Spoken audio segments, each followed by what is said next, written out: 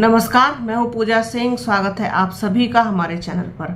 दोस्तों, मैं पिछले कुछ दिनों से लगातार इस बार 2024 के लोकसभा चुनाव में जो युवा सांसद जीत करके संसद पहुंचे हैं उनके बारे में वीडियो कर रही हूं, उनके बारे में बताने का प्रयास कर रही हूं आप लोगों को कि किस तरीके से उन लोगों ने जीत हासिल की, साथ ही साथ उनका विजन क्या है। सबसे ज्यादा जरूरी और इम्पोर्टेंट चीज यहाँ पर यह है कि जो संसद में जीत करके पहुंचे हैं इस बार, चाहे वो युवा हो, चाहे अधेड़ हो, या फिर जिनकी थोड़ी उम्र हो चुकी है वो लोग हों, उनका आखिरकार विजन क्या है। क्योंकि अब विजन बहुत क्लियर होना जरूरी हो गया है। क्योंकि अगर आपके पास कुछ है नहीं, कुछ जो मतलब ऐसा कुछ जो आप देश को दे सकें, जनता को दे सकें, तो फिर आपका जीतने का कोई फायदा नहीं, कोई मायने नहीं रखती आपके लिए वो जीत। तो मैंने अभी तक आप लोगों के साथ इकरा हसन का वीडियो शेयर किया है, साथ ही साथ मैंने संजना जाटव पर वीडियो किया है, और मैंने प्रिया सरोज पर कल वीडियो किया था, जिसे आप लोगों ने काफ़ी पसंद किया है, अच्छे व्यूज़ आए हैं, उसके लिए बहुत शुक्रिया। आज भी मैं एक बहुत ही युवा सांसद जो मतलब बाहर से पढ़ के आए हैं, लंदन से पढ़ाई कर रहे हैं अपनी, उनके बारे में बात करूंगी। कौशाम्बी से जीते नवनिर्वाचित सांसद हैं पुष्पेंद्र सरोज, उनके बारे में बात करेंगे।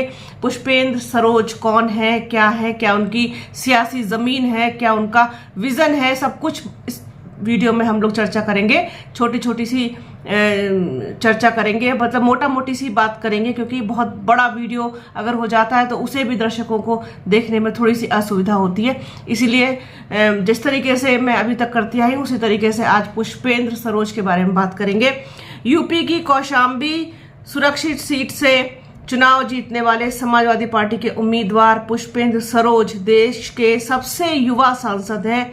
वह इसी साल मार्च महीने में चुनाव तारीखों के ऐलान से महज 2 हफ्ते पहले ही 25 साल के हुए हैं। प्रिया सरोज जो है वो 25 साल से कुछ थोड़ा ज्यादा, कुछ महीने उनके ज्यादा हैं, लेकिन वो भी बहुत यंग हैं और ये सबसे यंग हैं।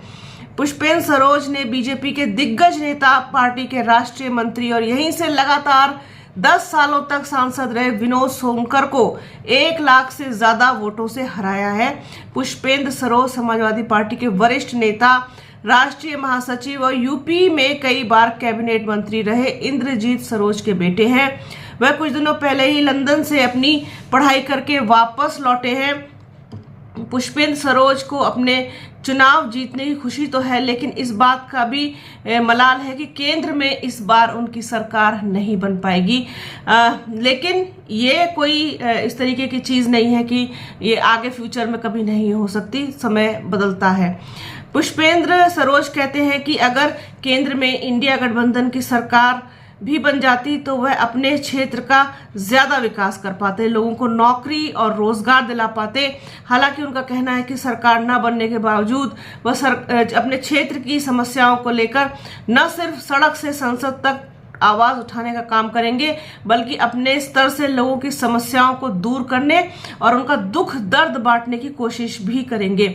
पुष्पेंद्र सरोज के मुताबिक उनके पिता इंद्रजीत सरोज ने कौशाम्बी को जिला बनाने से लेकर वहां विकास की गंगा बहाने तक का जो काम किया है, उसने उनकी जीत में बहुत अहम भूमिका निभाई है। पुष्पेंद्र सरोज ने कुंडा के विधायक और जन सत्ता दल के अध्यक्ष रघुराज प्रताप सिंह उर्फ राजा भैया का भी आभार जताया है।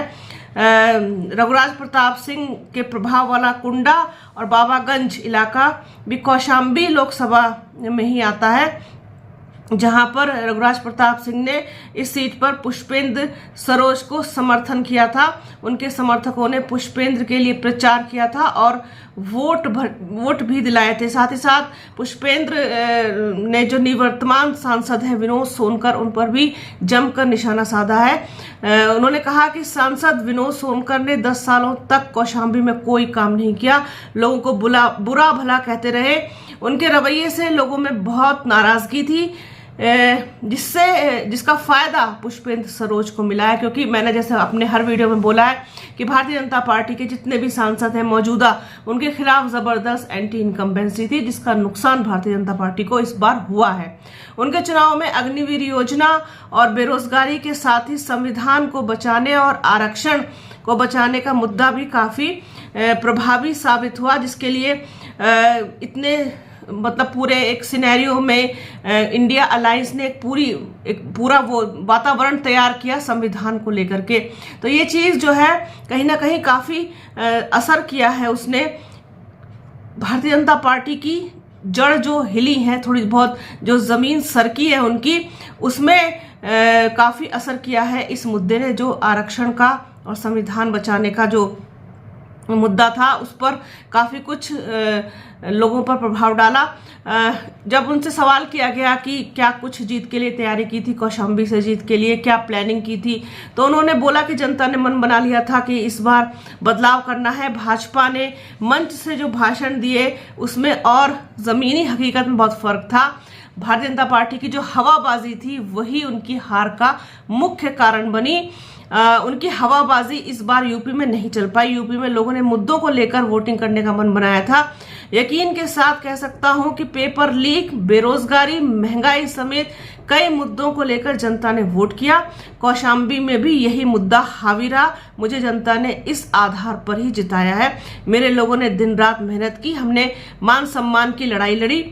ये कहना है पुष्पेंद्र सरोज का। आगे वो कहते हैं कि जब उनसे पूछा जाता है कि वो किन मुद्दों को लेकर के संसद में जाएंगे, तो वो यही बात बोलते हैं कि ये मुद्दे अभी भी वही हैं। सबसे बड़ा मुद्दा युवाओं का मुद्दा है, पेपर लीक, बेरोजगारी बड़ा मुद्दा है, महंगाई से लोग त्रस्त हैं, किसानों की बहुत समस्याएं हैं, साथ ही साथ खेतों को आवारा पशुओं से बचाने का बड़ा इशू है। बहुत मुद्दे हैं।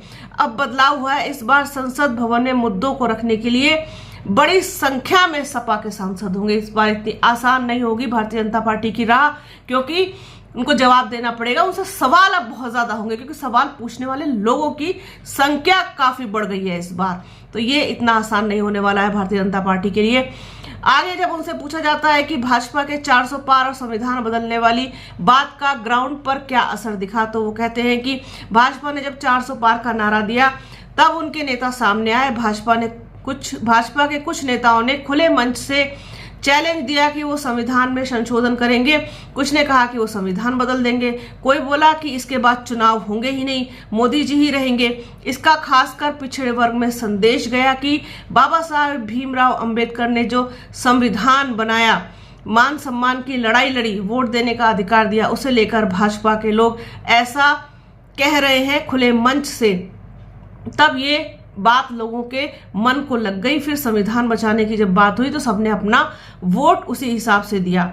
यूथ पॉलिटिक्स के बारे में जब उनसे सवाल किया जाता है तो कहते हैं कि यूथ पॉलिटिक्स एज से डिफाइन होती है, लेकिन बहुत से एक्सपीरियंस नेता भी हैं जो अपने लोगों के लिए बहुत अच्छी बातें करते हैं और लड़ते हैं। पॉलिटिक्स की परिभाषा एक ही है कि अपने लोगों के साथ रहें और उनके साथ मिल करके काम करें। सभी का काम करने का तरीका अलग अलग होता है। कुछ नेता नौजवानों की बात अच्छे से उठाते हैं, कुछ किसानों के मुद्दे अच्छे से उठाते हैं। अगर महिला नेता है तो वो महिलाओं की बात, उनके मुद्दे बहुत अच्छी तरीके से उठाती हैं। हम मिलकर उत्तर प्रदेश की आवाज उठाएंगे, ऐसा कहना है। साथ ही साथ उनसे जब भाजपा अयोध्या में जब जिस तरीके से हारी है, तो अयोध्या को लेकर जब उनसे सवाल किया कि राम मंदिर बनवाने के बाद भी अयोध्या में भाजपा क्यों हार गई, तो इसके जवाब में वो कहते हैं कि अयोध्या में बहुत सारे घर तोड़े गए, दुकानें तोड़ी गई, रोजगार उजाड़ दिया गया, उनका रहन सहन प्रभावित हुआ वहां के लोगों का। युवाओं ने बढ़ चढ़कर हमारा सहयोग किया क्योंकि उनकी समस्याएं वहां अयोध्या में हावी रही। बेरोजगारी, महंगाई और जो इनके साथ इतना सब कुछ हुआ है कि इनके दुकानें सब उजड़ गई। बहुत सारे लोग ऐसे हैं जिनका कहना है कि वहां पर बेहद नुकसान किया है। जो सड़क को चौड़ा करने के लिए रामपथ जिस तरीके से बनाया जा रहा है, उसके किनारे के जो दोनों तरफ दुकानें थी उनको बुरी तरीके से क्षतिग्रस्त कर दिया गया।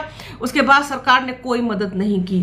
तो ये इशू जो रहे वो अयोध्या में हावी रहे, जिसका फायदा कहीं ना कहीं इंडिया अलायंस को, खासतौर पर समाजवादी पार्टी को हुआ है। तो ये है पुष्पेंद्र सरोज, जिनकी बात मतलब सुनकर के ही बहुत अच्छा फील हो रहा है कि वो अपने जो जिस तरीके से मैं सोचती हूँ, जिस तरीके से दूसरा यूथ सोचता है, जिस तरीके से कॉमन इंसान सभ्य नागरिक सोचता है इस देश के लिए, जिसके लिए धर्म कोई मसला नहीं, कोई मुद्दा नहीं, जाति कोई मसला नहीं है, कोई मुद्दा नहीं है, उसके लिए सिर्फ रोजगार, बेरोजगारी, महंगाई, नौकरी और सुख सुविधाएं, शिक्षा, स्वास्थ्य, यही सब मुद्दे हैं। तो यही सब चीजें लेकर के युवा सांसद इस बार संसद में अपनी आवाज उठाएंगे। तो पुष्पेंद्र सरोज से भी यही उम्मीद की जा रही है। अब अपनी लोगों की उम्मीदों पर, जनता की उम्मीदों पर कितना खरा उतर पाते हैं पुष्पेंद्र सरोज, कितना विकास खींच करके अपने क्षेत्र में लेकर के आ पाते हैं, ये तो वक्त बताएगा, जिसे हम और आप मिलकर के देखेंगे। लेकिन उम्मीद की जा सकती है युवा सांसदों से कि वो बेहतर करने का प्रयास करेंगे। तो ये एक टॉपिक था आज का पुष्पेंद्र सरोज के लिए। तो बने रहिए हमारे चैनल के साथ। हमारे चैनल को लाइक कीजिए, शेयर कीजिए, सब्सक्राइब कीजिए, बेल आइकन जरूर दबाइएगा। अपना और अपनों का बहुत ख्याल रखिए। जल्द मिलूंगी आपसे एक नए वीडियो में एक नए मुद्दे के साथ। तब तक के लिए जय हिंद।